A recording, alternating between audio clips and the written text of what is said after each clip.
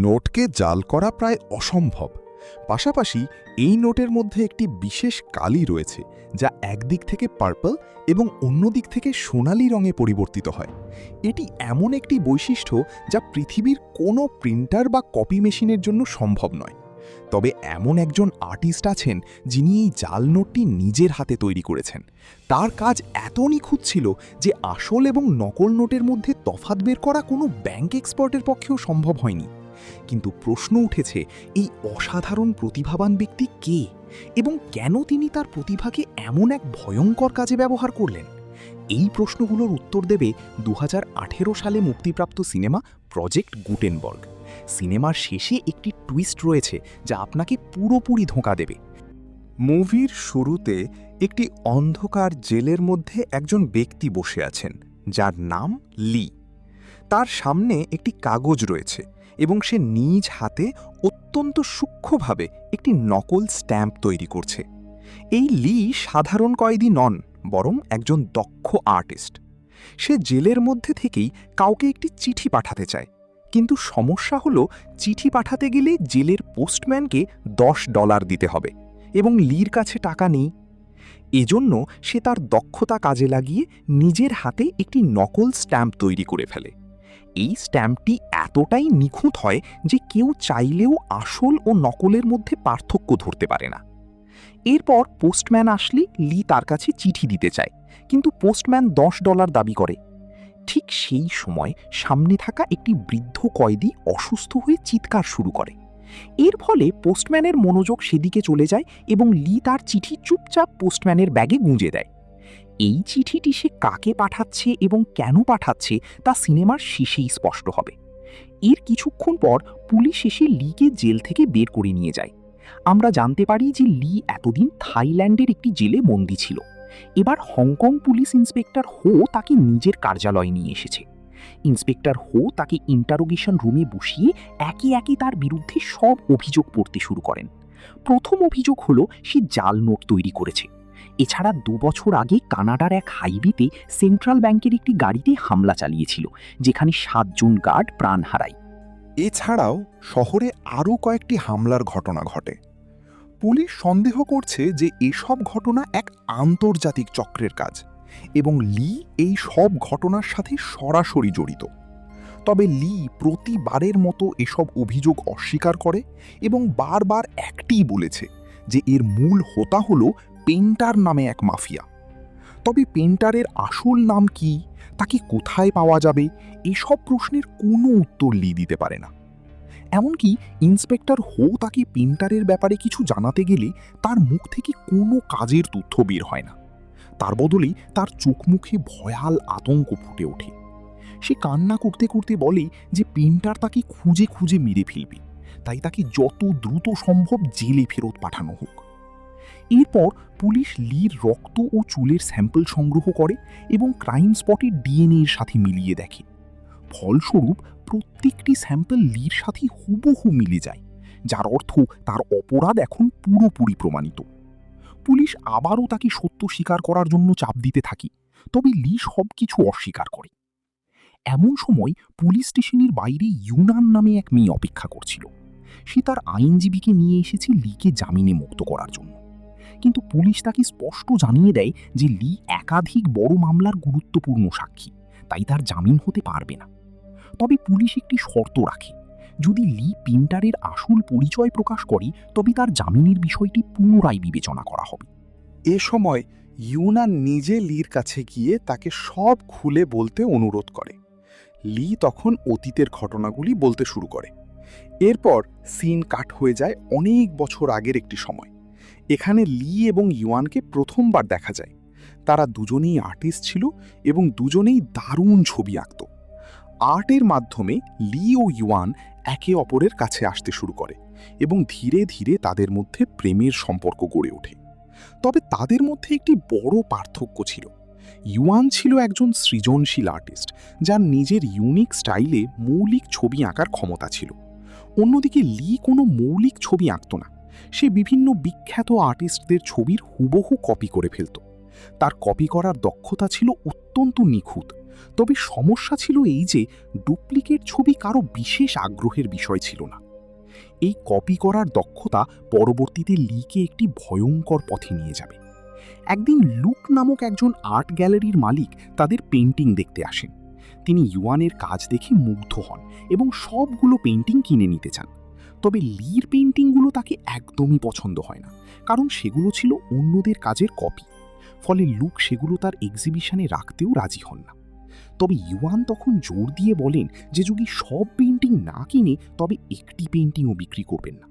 এরপর লুক চলে গেলে লি ইউয়ানকে বলেন, তুমি আমাকে নিয়ে চিন্তা করো না, কারণ আমার সব পেইন্টিং ইতিমধ্যে চোকিওর একজন ব্যক্তি কিনে নিয়েছে। তবে কিছুক্ষণ পর ইউয়ান বুঝতে পারেন যে লি তাকে মিথ্যে বলেছে এবং তার একটি পেইন্টিংও বিক্রি হয়নি।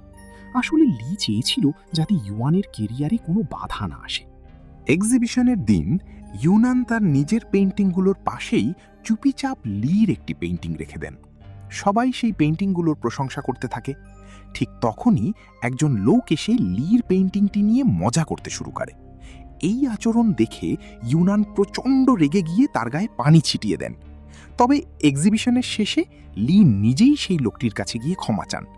তখন লোকটি হাসতে হাসতে বলেন যে তিনি আসলে শুধুমাত্র মজা করছিলেন, যাতে লি তার সাথে একান্তে দেখা করতে আসে, কারণ পুরো এক্সিবিশন থেকে তিনি যে পেইন্টিংটি কিনেছেন সেটি ছিল লির কাজ। এরপর একটি রেস্টুরেন্টে বসে তারা অনেকক্ষণ আলোচনা করতে থাকে। লোকটি নিজেকে একজন পেইন্টার হিসেবে পরিচয় দেন এবং তিনি সেই পেইন্টার যার নাম বারবার লি পুলিশকে বলেছিল। লি প্রশংসা করতে করতে সেই পেইন্টার সরাসরি বলেন, তোমার কাজের ট্যালেন্ট আমার কাজে লাগবে। পরের দিন লি পেইন্টারকে জানিয়ে দেন যে তিনি তার যে কোনো অফার নিতে রাজি। পেইন্টার হাসি মুখে তাকে তার টিমে স্বাগত জানান। তবে যখন লি জানতে পারেন যে তাকে কি কাজ করতে হবে, তখন তার পায়ের তলা থেকে মাটি সরে যায়। পেইন্টার লির সামনে একটি ডলার ধরিয়ে দিয়ে বলেন, এই নোটটি তোমাকে হুবহু তৈরি করতে হবে। এর মানে হলো যে পেইন্টার তাকে সরাসরি জাল টাকা তৈরি করার প্রস্তাব দিয়েছেন। লি প্রথমে প্রচণ্ড রেগে গিয়ে প্রস্তাবটি অস্বীকার করেন। তবে পেইন্টার তার আসল নাম প্রকাশ করেন, শ্যাং। তিনি জানান তার পরিবার গত 3 পুরুষ ধরে জাল টাকা ছাপানোর ব্যবসা করে আসছে এবং তারা আজ পর্যন্ত কারো কাছে ধরা পড়েনি, কারণ তাদের কাজ অত্যন্ত সতর্কতার সাথে করা হয়। পেইন্টার লিকে বোঝাতে থাকে যে নতুন ডলার নোটে এমন ছবি এবং অক্ষরের প্যাটার্ন রয়েছে যা এত জটিল যে হাই কোয়ালিটির দামি প্রিন্টারও ঠিকমতো এটি প্রিন্ট করতে পারে না।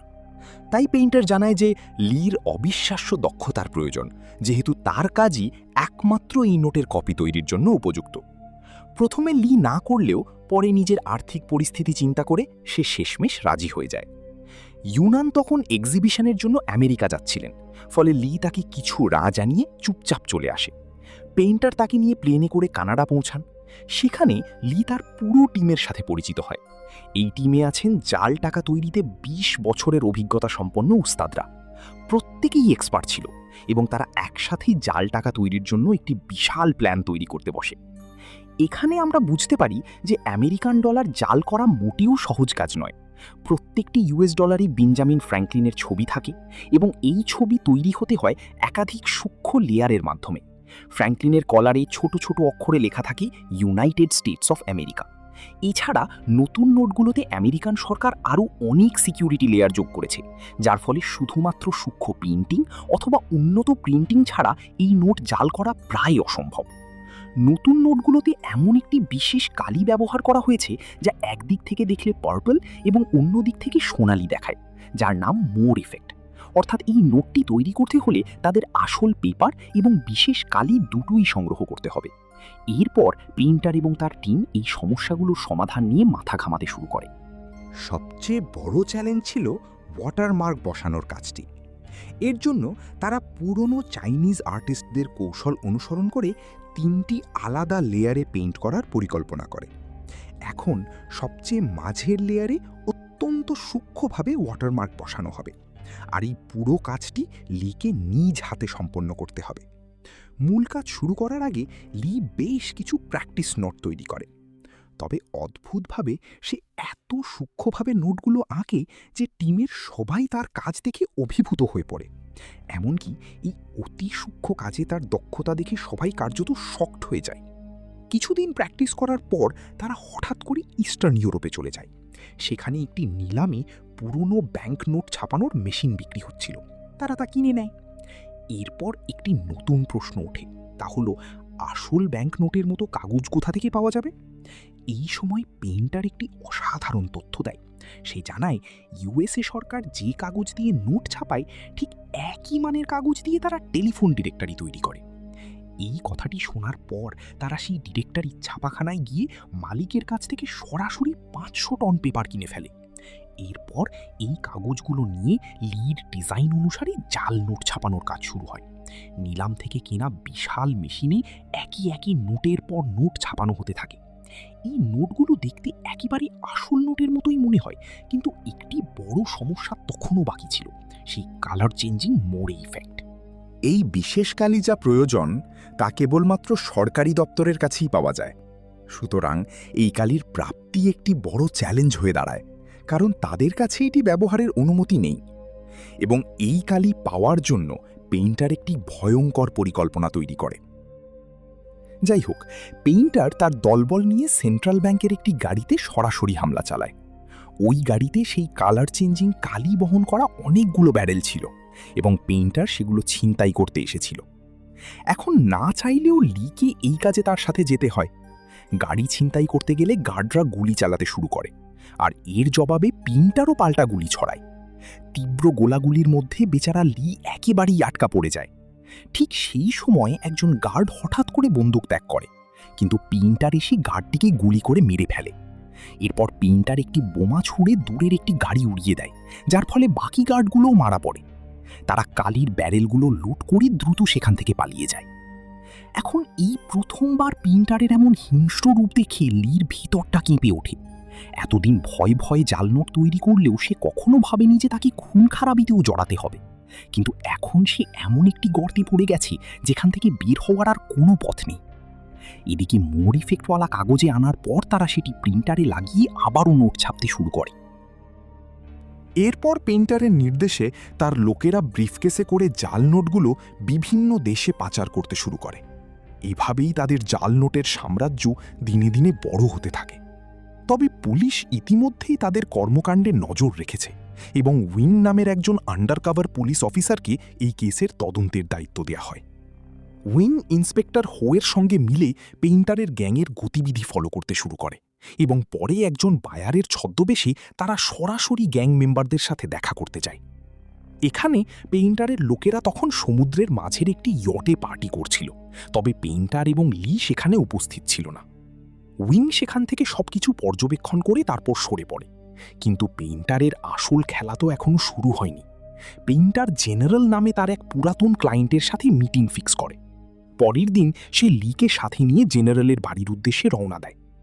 যাওয়ার পথে লি পেইন্টারকে একটি গুরুত্বপূর্ণ তথ্য জানায়। সে বলে, আমি জানি এমন একটি বিশেষ ধরনের কালি যার মাধ্যমে মোড়ে ইফেক্ট তৈরি করা সম্ভব। এর মানে হলো এই কালি দিয়ে ডলার বিলের দুই প্রান্ত থেকে দুই ধরনের রঙের ইফেক্ট আনা যাবে এবং এজন্য কাউকে মারতে হবে না।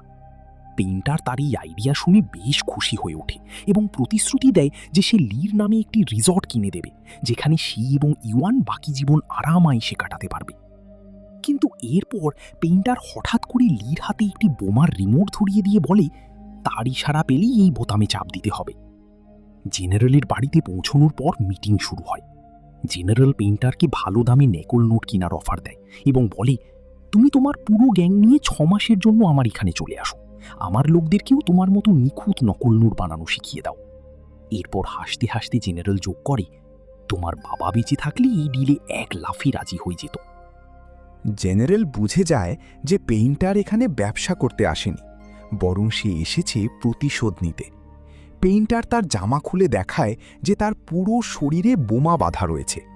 এরপর সে চিৎকার করে লির কাছে ফিসফিস করে, এই রিমোটে চাপ দাও। কিন্তু ভয়ে থরথর করে কাঁপতে থাকা লি তার হাতটা নড়াতে পারছে না। পেইন্টার আরও জোরে ধমক দিলে লির হাত থেকে রিমোটটা মাটিতে পড়ে যায় আর সাথে সাথে সুইচটি টিপে পড়ে। কিন্তু বিস্ফোরণটা হয় পেইন্টারের গায়ের বোমা থেকে না, বরং পেইন্টারের গাড়িতে।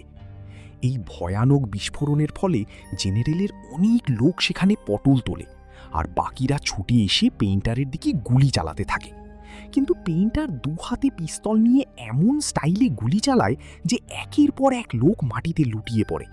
তবে এটি তো কেবল শুরু ছিল, কারণ জেনারেলও কম যায় না।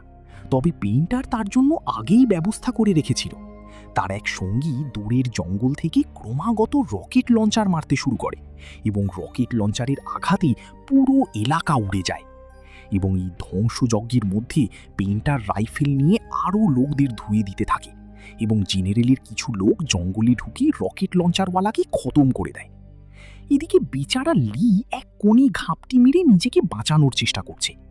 গোলাগুলি আরও অনেকক্ষণ ধরে চলতে থাকে। শেষমেশ জেনারেল নিজে একটি আর্মার কার নিয়ে এসে পেইন্টারের দিকে সরাসরি গুলি ছুড়তে শুরু করে, কিন্তু পেইন্টার মারাত্মক স্টাইলে লাফ দিয়ে তাকে গুলি করে। তারপর তার গাড়ির জায়গায় পারফেক্ট শট মেরে পুরো গাড়িটা উল্টে দেয়। এভাবেই জেনারেলকেও সে শেষ করে ফেলে। তবে এই যুদ্ধের মধ্যে চিং নামের এক মেয়ে যে জেনারেলের হয়ে কাজ করত তার গায়ে আগুন ধরে যায়। ফলে লি দৌড়ে গিয়ে সেই আগুন নিভিয়ে ফেলে, কিন্তু ততক্ষণে তার মুখ ভয়ঙ্করভাবে ঝলসে গেছে। পেইন্টার ফেরার পথে তাকে হাসপাতালে নিয়ে যায়। এরপর এক্সপ্লোসিভ দিয়ে জেনারেলের পুরো আস্তানাটাকে একেবারে মাটির সঙ্গে মিশিয়ে দেয়। এদিকে মাসখানেক পর চিং ধীরে ধীরে তার ইনজুরি থেকে সেরে ওঠে।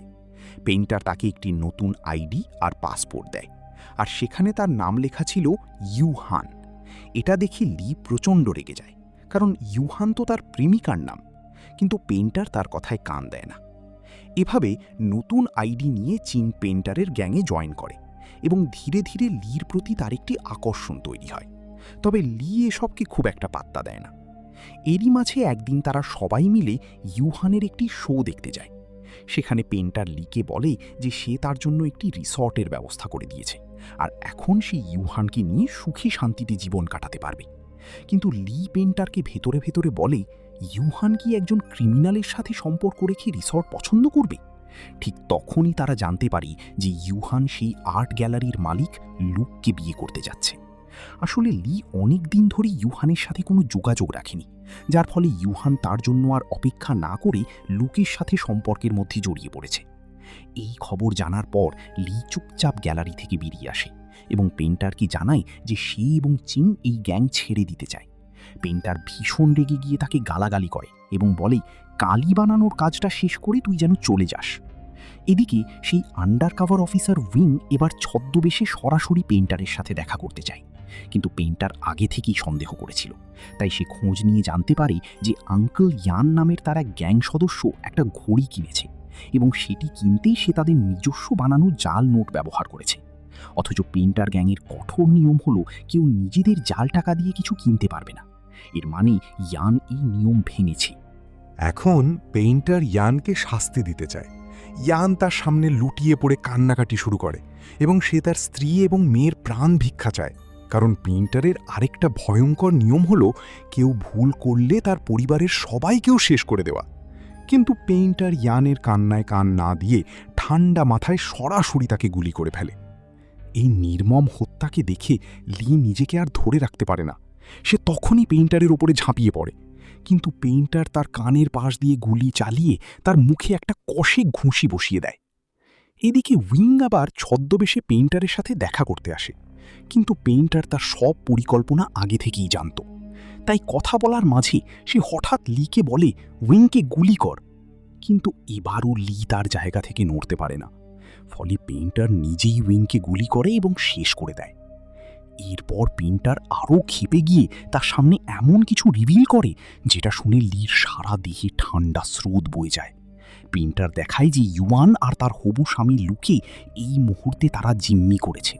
মানে এই লোক কোনো এক ফাঁকে ইউয়ান আর লুকেকে কিডন্যাপ করে এনেছে শুধুমাত্র লিকে ব্ল্যাকমেইল করার জন্য।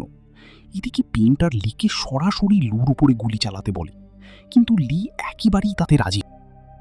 পরের দিন সকালে লি খবরের কাগজ পড়ে জানতে পারে যে পুলিশ পেইন্টারের মৃতদেহ খুঁজে পায়নি। তখন তার মাথায় একটাই চিন্তা, পেইন্টার হয়তো মরেনি, আর সে হয়তো ইউয়ানকে মেরে প্রতিশোধ নেবে। তাই লি ইউয়ানকে বাঁচানোর জন্য দ্রুত রওনা হয়। কিন্তু এই ফাঁকেই রাস্তায় পুলিশ এসে তাকে অ্যারেস্ট করে নেয়। তার মানে এরপর যা ঘটেছে সেটা আমরা মুভির একদম শুরুতে দেখেছি। পুলিশ লিকে শর্ত দেয় যে পেইন্টারের ব্যাপারে সব তথ্য দিলে সে জামিন পাবে, আর লি যে ইউয়ানকে ফেলে এসেছিল সেই ইউয়ানই তাকে বাঁচাতে এসেছে, কারণ লি জেলখানা থেকে চিঠি লিখে তার কাছে ক্ষমা চেয়েছিল। মনে আছে মুভির শুরুতে সেই নকল স্ট্যাম্প দিয়ে চিঠি পাঠানোর কথা? সেই চিঠিটা আসলে এই ইউয়ানকে পাঠানো হয়েছিল। এদিকে ইউয়ানের পরামর্শে লি পেইন্টারের ব্যাপারে শুরু থেকে শেষ পর্যন্ত সব কিছু পুলিশকে খুলে বলে। পুলিশ তাকে দিয়ে এবার পেইন্টারের একটা স্কেচ আঁকিয়ে নেয়। তারপর তার জামিন হয় এবং পুলিশ তাকে একটা হোটেলে রেখে আসে। সেখানে লি ইউয়ানের কাছে ক্ষমা চায় আর তাদের মধ্যে একটা রোম্যান্টিক মুহূর্ত তৈরি হয়। ঠিক তখনই ইন্সপেক্টর হো পুলিশি পোশাক পরা এক লোককে দেখতে পায়, যার চেহারার সাথে লিয়ে রাখা পেইন্টারের স্কেচের হুবহু মিল পাওয়া যাচ্ছে। আর মজার ব্যাপার হলো, এই লোক পুলিশের পোশাক পরেই নিজের পুলিশ দপ্তরে ঢুকছিল। তাই হো তার দলবল সাথে নিয়ে দ্রুত তাকে অ্যারেস্ট করে নেয়। সবাই ভাবছে দেশের মোস্ট ওয়ান্টেড ক্রিমিনাল অবশেষে ধরা পড়েছে, কিন্তু লোকটা একেবারেই অবাক হয়ে বলে ওঠে, আমি আবার ক্রিমিনাল হলাম কবে থেকে? আমি তো একজন মামুলি পুলিশ কনস্টেবল। তারপর সে নিজের আইডি প্রুফ বের করে দেখায়। এটা দেখে তো ইন্সপেক্টর হোর মুখ একদম সাদা হয়ে যায়, কারণ সে এবার বুঝতে পারে যে লি এতক্ষণ ধরে তাদের সবাইকে বোকা বানিয়েছে। কিন্তু বিশ্বাস করো, আসল সত্যটা এখনও বাকি, আর এটা এতই ভয়ঙ্কর যে তুমি নিজেকে ঠিক রাখতে পারবে না। কেননা এরপর যেই সত্যটা বেরিয়ে আসবে সেটা শুনে পুরো বনে যাবে। এখনও ধরতে পারোনি ব্যাপারটা? এতক্ষণ ধরে যে ভয়ানক পেইন্টারের কাহিনী শোনানো হলো, সেই পেইন্টার বলে আসলে কেউই নেই। পেইন্টার হলো লি।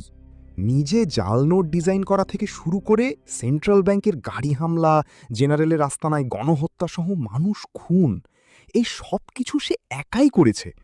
কিন্তু নিজেকে বাঁচানোর জন্য সেই বেচারা মুখ করে পুলিশের সামনে পেইন্টারের নামের একটা পুরোপুরি কাল্পনিক চরিত্র দাঁড় করিয়েছিল।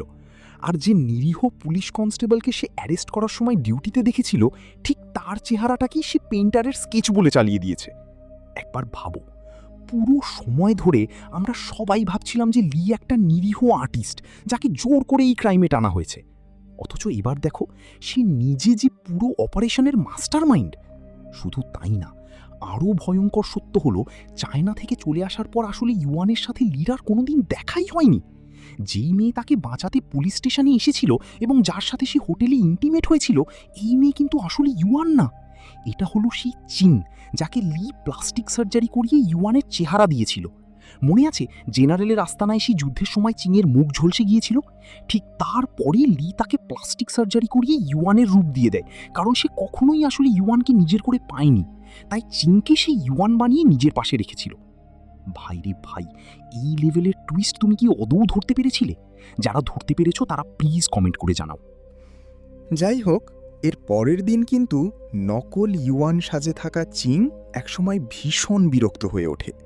সে বুঝতে পারে যে লি তাকে কখনোই চিং হিসাবে ভালোবাসেনি, সে স্রেফ তার মধ্যে ইউয়ানের মুখটাই খুঁজে বেরিয়েছে। এই ক্ষোভ থেকে চিং আসল ইউয়ান আর তার বয়ফ্রেন্ড লুককে কিডন্যাপ করে আনে এবং লিকে বলে, যদি তুমি সত্যিই আমাকে ভালোবাসো তবে এদেরকে শেষ করে দাও। তীব্র গোলাগুলির পর লি এবং চিং পালিয়ে যায়। পুলিশ তাদের ধরতে পারেনি। কিন্তু যখন তারা একটি বোটে করে পালাচ্ছিল, চিং একটি ভয়ঙ্কর সত্য উন্মোচন করে। সে জানায় যে সে ইচ্ছাকৃতভাবে বোটটিকে গোল গোল ঘোরাচ্ছিল, যাতে পুলিশ তাদের সহজেই খুঁজে পায়। এর কারণ হলো, চিং বুঝে গেছে যে লি কখনোই তাকে ভালোবাসবে না, সে কেবল ইউয়ানের মুখটিকে ভালোবাসে। চিং প্রতিশোধ নিতে চায়, কারণ সে জানে যে লি তাকে কখনোই ভালোবাসেনি।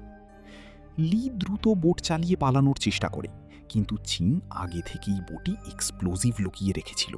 সে ট্রিগারে চাপ দেয় এবং একটি প্রচণ্ড বিস্ফোরণে বোটটি আগুনে পরিণত হয়। এর ফলে লি এবং চিং উভয়েই মারা যায়। এরপর ইন্সপেক্টর হো আসল ইউয়ানের কাছে যায় এবং তাকে জানায় যে তারা পেইন্টারের মৃতদেহ খুঁজে পেয়েছে। তবে ইউয়ান জানতই না যে লি আসল পেইন্টার ছিল। কিডন্যাপের সময় তার চোখ বাঁধা ছিল। ইন্সপেক্টর হো তাকে ছবি দেখালে ইউয়ান জানায় যে সে এই লোকটিকে চিনে, কারণ একসময় লি তার প্রতিবেশী ছিল। এটা বুঝতে পারা যায় যে লি আর ইউয়ানের মধ্যে কখনো কোনো সম্পর্ক ছিল না। লি একতরফা তাকে ভালোবাসত, কিন্তু ইউয়ানকে কখনো সে তার অনুভূতি জানায়নি। লি সৃজনশীল হতে চেয়েছিল, কিন্তু কখনোই ইউয়ানের মতো মৌলিক আর্টিস্ট হতে পারেনি।